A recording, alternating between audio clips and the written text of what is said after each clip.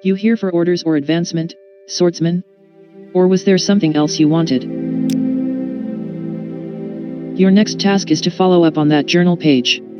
Head up to the Imperial Library in the Ebon Tower and see if they can read that smudged location. I told them about the progress you've made and they've agreed to help. Hopefully they can point you to Constantius. It's part of the Ebon Tower Palace. Enter the Great Hall and take the first door to your left.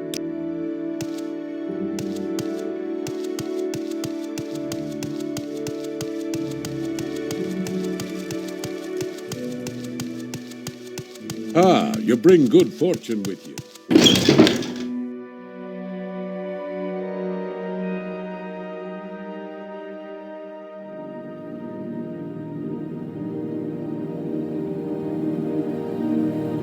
The Nine and the Empire, citizen.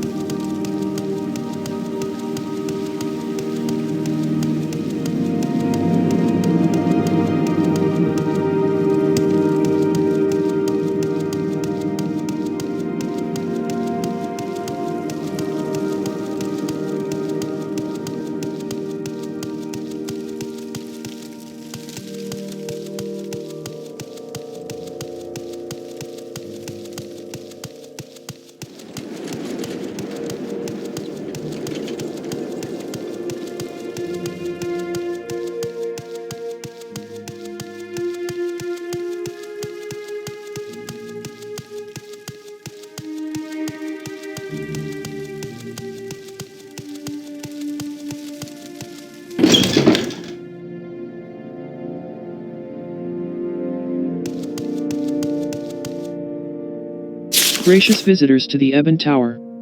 The library and Royal Fiesthal are open to the public. Visitors are asked to refrain from touching or exploiting our exotic floral collection.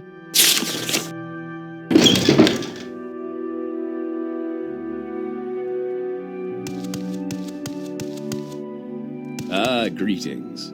What shall we talk about? Hello. I don't think we've been introduced, Outlander. I'm Capia Hagateria. How can I help you? You must be the one Sharnoga was talking about. I heard you found something written by Constantius. I'd love to see it. Let's see, based on the width of his lettering and the average spacing between letters, while tracing his estimated route through known areas existing in his lifetime, I'd say he was headed to Teknilasha Shulpi. It's east of here in the Sundered Scar. Big Didrik Shrine. Lots of angry cultists. Good luck.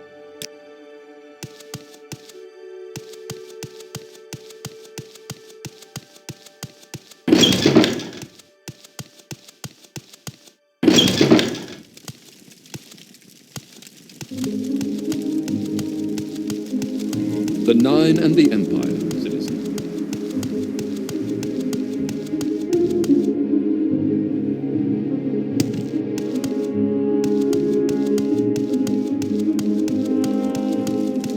Serve the Emperor and the Emperor's law.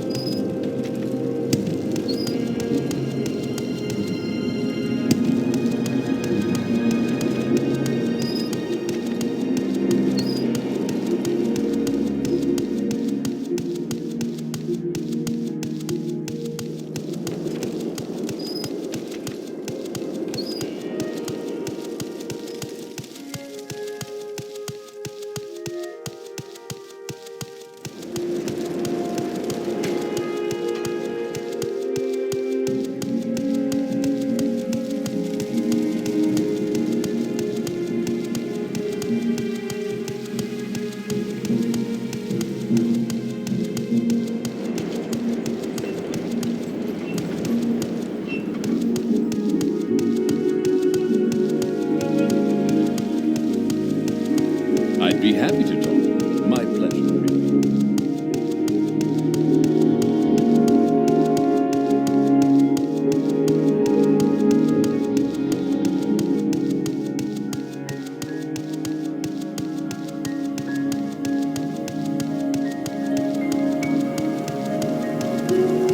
The Nine and the Empire.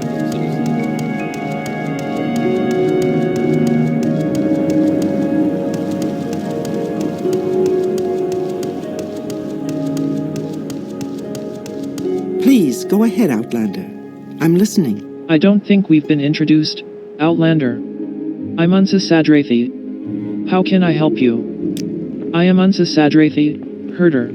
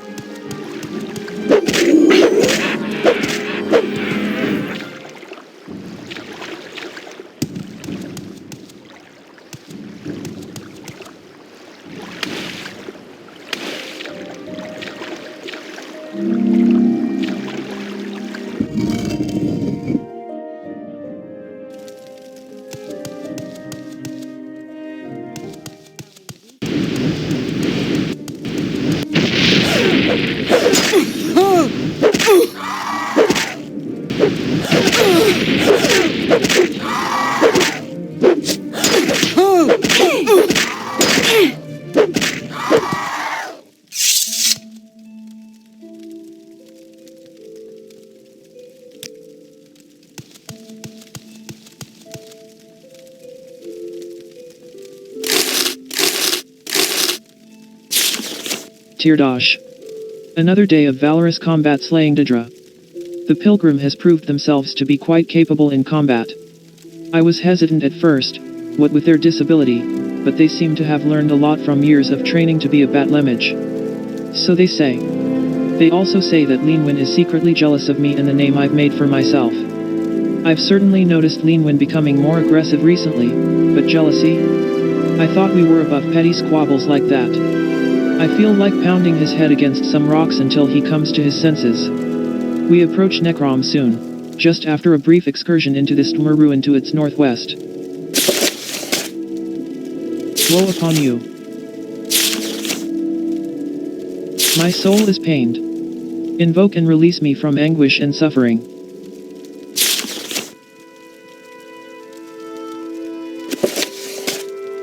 Breathing Water. By Halil Myrm. He walked through the dry, crowded streets of Bal Fel, glad to be among so many strangers. In the wharfs of Vivek, he had no such anonymity.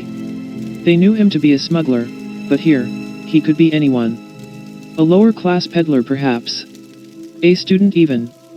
Some people even pushed against him as he walked past as if to say, we would not dream of being so rude as to acknowledge that you don't belong here. Sirin Relas was not in any of the taverns, but he knew she was somewhere, perhaps behind a tenement window or poking around in a dunghill for an exotic ingredient for some spell or another.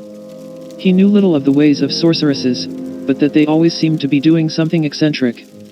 Because of this prejudice, he nearly passed by the old Dunmer woman having a drink from a well. It was too prosaic, but he knew from the look of her that she was Sirin Relas, the great sorceress. I have gold for you, he said to her back. If you will teach me the secret of breathing water. She turned around, a wide wet grin stretched across her weathered features. I ain't breathing it, boy. I'm just having a drink. Don't mock me, he said, stiffly. Either you're Sirin Relas and you will teach me the spell of breathing water, or you aren't. Those are the only possibilities. If you're going to learn to breath water, you're going to have to learn there are more possibilities than that, boy. The school of alteration is all about possibilities, changing patterns, making things be what they could be. Maybe I ain't Sirin Relas, but I can teach how to breathe water, she wiped her mouth dry. Or maybe I am Sirin Relas and I won't. Or maybe even I can teach you to breath water, but you can't learn. I'll learn, he said, simply.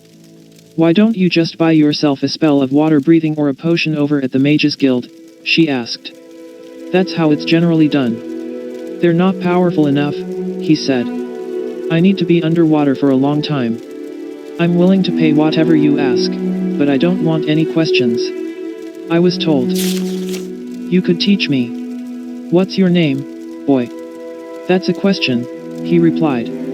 His name was Thoreen Winleth, but in Vivek, they called him the Tollman. His job, such as it was collecting a percentage of the loot from the smugglers when they came into harbor to bring to his boss in the Kaminatong. Of the value of that percentage, he earned another percentage. In the end it was very small indeed. He had scarcely any gold of his own, and what he had, he gave to Sirin Relas. The lessons began that very day. The sorceress brought her pupil, who she simply called Boy, out to a low sandbank along the sea. I will teach you a powerful spell for breathing water, she said. But you must become a master of it. As with all spells and all skills, the more you practice, the better you get. Even that ain't enough. To achieve true mastery, you must understand what it is you're doing. It ain't simply enough to perform a perfect thrust of a blade, you must also know what you are doing and why. That's common sense, said Thoreen. Yes, it is, said Sirin, closing her eyes. But the spells of alteration are all about uncommon sense.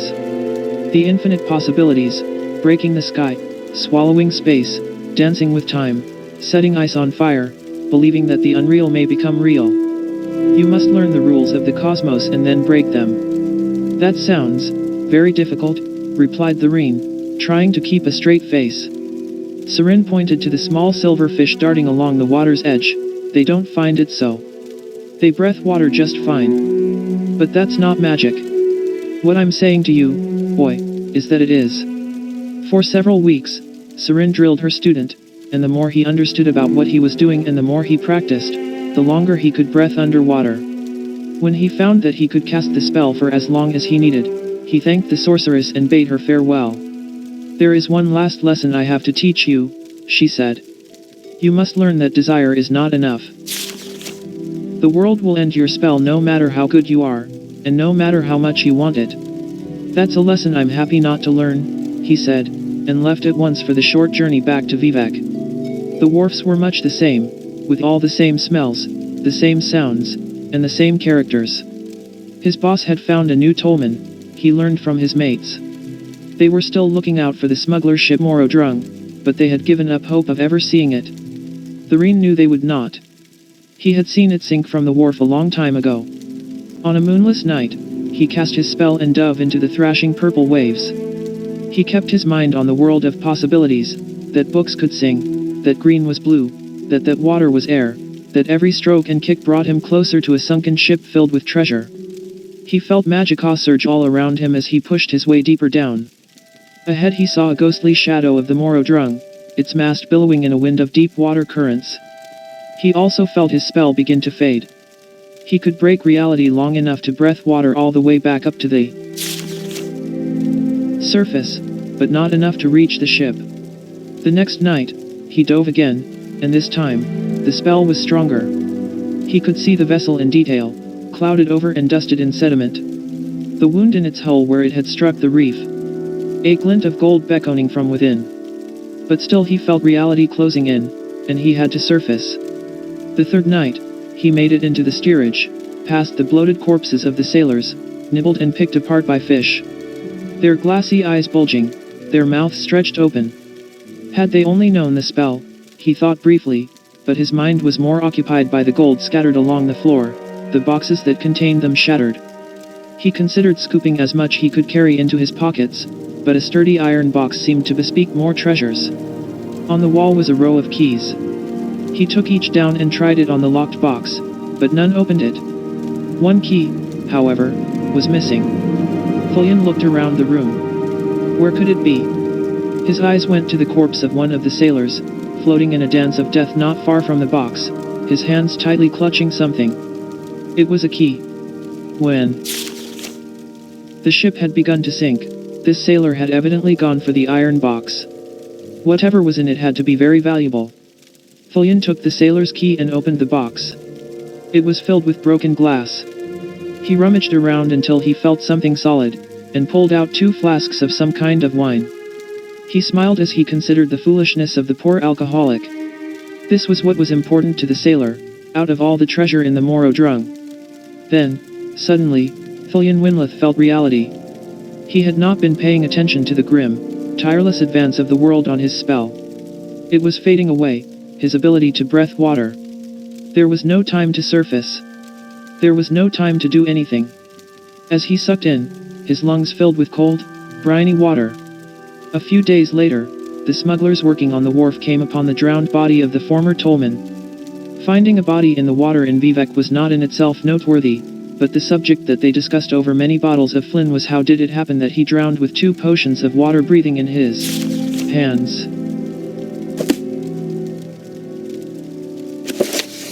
Invocation of Azura by Sigala Parate. For 300 years I have been a priestess of Azura, the Daedric princess of Moon Shadow, mother of the rose, and queen of the night sky. Every Hogi Thumb, which we celebrate on the 21st of First Seed, we summon her for guidance, as well as to offer things of worth and beauty to her majesty. She is a cruel but wise mistress. We do not invoke her on any Hogi Thumb troubled by thunderstorms, for those nights belong to the Mad One, Sheogorath, even if they do coincide with the occasion. Azura at such times understands our caution. Azura's invocation is a very personal one. I have been priestess to 3 other Daedric princes, but Azura values the quality of her worshippers, and the truth behind our adoration of her. When I was a dark elven maid of 16, I joined my grandmother's coven, worshippers of Malag Bal, the schemer princess. Blackmail, extortion, and bribery are as much the weapons of the witches of Malag Bal as is dark magic. The invocation of Malag Bal is held on the 20th of Evening Star. Except during stormy weather. This ceremony is seldom missed, but Malag Bal often appears to her cultists in mortal guise on other dates. When my grandmother died in an attempt to poison the heir of Fire Watch, I re-examined my faith in the cult. My brother was a warlock of the cult of Boethia, and from what he told me, the Dark Warrior was closer to my spirit than the treacherous Malag Bal. Boethia is a warrior princess who acts more overtly than any other Date Roth. After years of skulking and scheming, it felt good to perform acts for a mistress which had direct, immediate consequences. Besides, I liked it that Boethia was a Daedra of the Dark Elves. Our cult would summon her on the day we called the Gauntlet, the second of Sun's Dusk. Bloody competitions would be held in her honor, and the duels and battles would continue until 9 cultists were killed at the hands of other cultists. Boethia cared little for her cultists, she only cared for our blood. I do think I saw her smile when I accidentally slew my brother in a sparring session. My horror, I think, greatly pleased her. I left the cult soon after that. Boethia was too impersonal for me, too cold. I wanted a mistress of greater depth. For the next 18 years of my life, I worshipped no one. Instead I read and researched. It was in an old and profane tome that I came upon the name of Nocturnal, Nocturnal the Night Mistress, Nocturnal the Unfathomable. As the book prescribed, I called to her on her holy day, the 3rd of Hearthfire. At last I had found the personal mistress I had so long desired. I strove to understand her labyrinthine philosophy, the source of her mysterious pain. Everything about her was dark and shrouded, even the way she spoke and the acts she required of me. It took years for me to understand the simple fact that I could never understand Nocturnal. Her mystery was as essential to her as savagery was to Boethia or treachery was to Malag Bal. To understand Nocturnal is to negate her, to pull back the curtains cloaking her realm of darkness. As much as I loved her, I recognized the futility of unraveling her enigmas. I turned instead to her sister, Azura. Azura is the only Daedra princess I have ever worshipped who seems to care about her followers. Malag Bal wanted my mind, Boethia wanted my arms, and Nocturnal perhaps my curiosity. Azura wants all of that, and our love above all. Not our abject slavering, but our honest and genuine caring in all its forms. It is important to her that our emotions be engaged in her worship. And our love must also be directed inward. If we love her and hate ourselves, she feels our pain. I will, for all time, have no other mistress.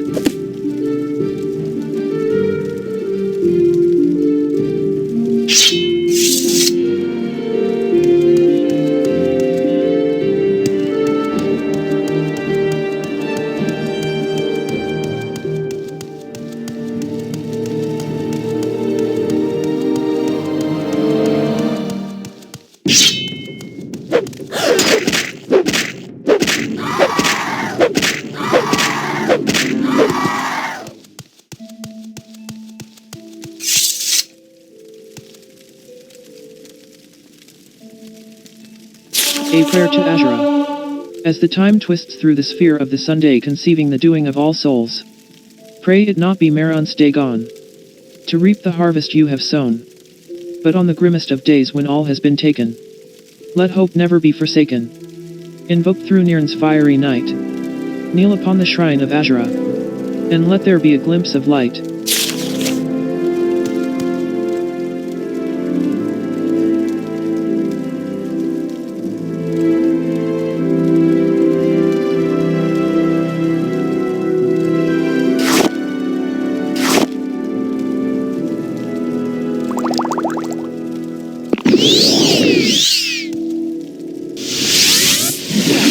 Please speak. You here for orders or advancement, swordsman? Or was there something else you wanted? You found another page, and it seems to fit the same narrative as the other. The way he writes, though. Valorous combat slaying Daedra. I'd say the Sujamma is speaking loudly in here, but the handwriting is too even for that. And why the mistrust towards Linwin? The vagueness about the mysterious pilgrim? It's like something was clouding his mind. Anyway, good job, swordsman. I'm sure this will all make sense in the end. Meanwhile, here's an amulet I pulled off some dead cultist ages ago. It's a weird one, seems to change color based on how you wear it. Maybe you'll find it useful. When you're ready for more orders, let me know.